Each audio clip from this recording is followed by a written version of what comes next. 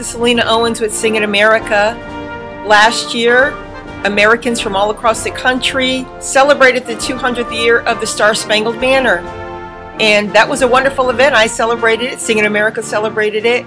But it didn't stop there. On 9/17/14, we acquired legislation passed in the United States Senate that was Resolution S-550, and it declared an entire year of Thanksgiving for the Star-Spangled Banner.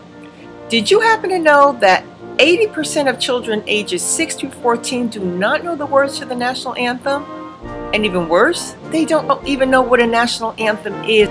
That is a travesty, and that is what we are strongly going to address at this year's event happening September 13th through September 15th in Washington, D.C.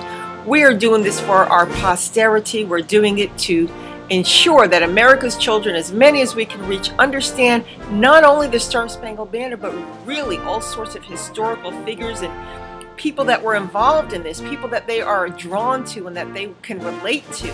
It's going to be an exciting event. It's called From Dawn's Early Light to Dawn's Early Light.